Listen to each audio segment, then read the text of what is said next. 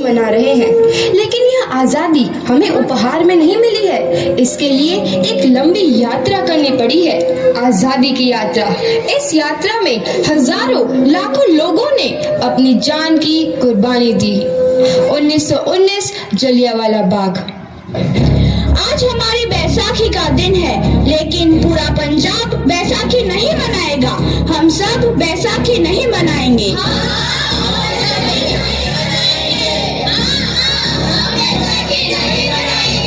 जब तक हम अंग्रेजों को भारत से बाहर नहीं निकाल देते, पूरा पंजाब बैसाखी नहीं मनाएगा। अच्छा, तो तुम सब हमारा विरोध करता है, भाग जाओ यहाँ से। इसका अंजाम बहुत ही बुरा होगा। हम नहीं जाएंगे, तुम लोग जाओगे। हमें नहीं, तुमको भारत से भागना होगा। Soldiers fire!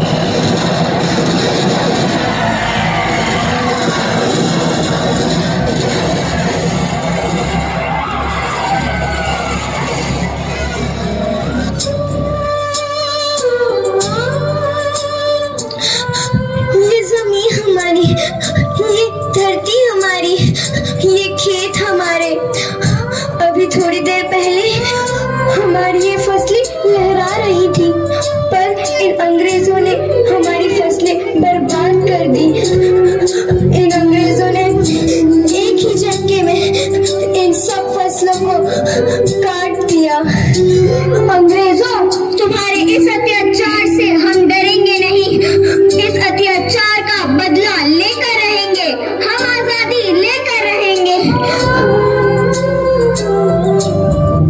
जलियांवाला बाग हर हिंदुस्तानी की आंख नम कर गया। इस कांड में कितने मासूमों की आहुति चढ़ गई। इतनी हैवानियत से इंसानियत कत्ल कर दी गई। जलियांवाला बाग के हत्याकांड ने आजादी की आग में घी देने का काम किया। मासूम औरतों, बच्चों की दर्द भरी चीखें और सिसकियां इनकलाब का गूंज बनकर उभरी। लाला लाजपत राय, भगत सिंह, सुखदेव सरीखे क्रांतिकारियों ने भारत की इस जमीन से विदेशी दरिंदों को निकाल फेंकने के मंसूबे मजबूत कर लिए। 8 अप्रैल 1919 लाजपत राय के नेतृत्व में साइमन कमीशन के खिलाफ एक भारी जुलूस निकाला गया। Simon Commission, Simon Commission, Simon Commission, Simon Commission, Simon Commission, Simon Commission, Simon Commission, Simon Commission, Simon Commission. बेवकूफ इंडियंस, तुमको हमारी बात समझ में नहीं आती। Stop please. Simon commission.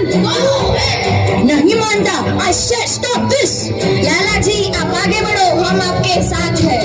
लाला जी, संघर्ष करो, हम आपके साथ हैं। लाला जी, संघर्ष करो, हम आपके साथ हैं। लाठीचार्ज करो।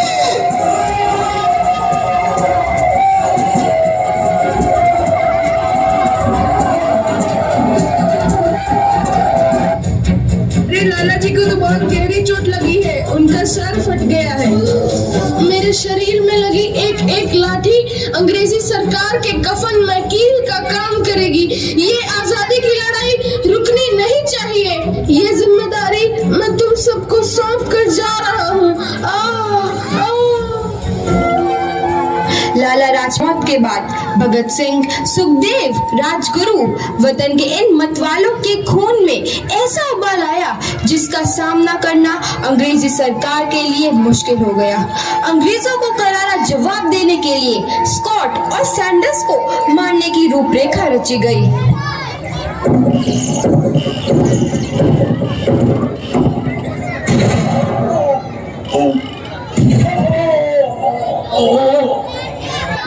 सैंडर्स मारा गया। चारों तरफ तहलका मचा था। दीवारों पर लिखा था, लाला जी की मौत का बदला ले लिया गया है। भगत सिंह समेत सभी वहां से फरार हो गए। 8 अप्रैल 1929 दिल्ली में ब्रिटिश सरकार की सेंट्रल लेजिस्लेटिव असेंबली की बैठक में 2 बम धमाके की आवाज सुनाई दी।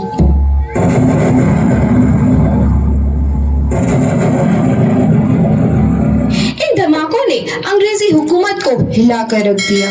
इस घटना को अंजाम देने वाले भगत सिंह, राजगुरु और सुखदेव ने अपने आप को अंग्रेजों के हवाले कर दिया। 1930 को अदालत ने अपना फैसला सुनाया। मुलजिम भगत सिंह, मुलजिम दफा 121 और दफा 302 के तहत ये अदालत तीनों को मुजरिम करार देती है और इस गुस्ताखी के लिए ये अदालत इन तीनों को सजाए मौत की सजा सुनाती है।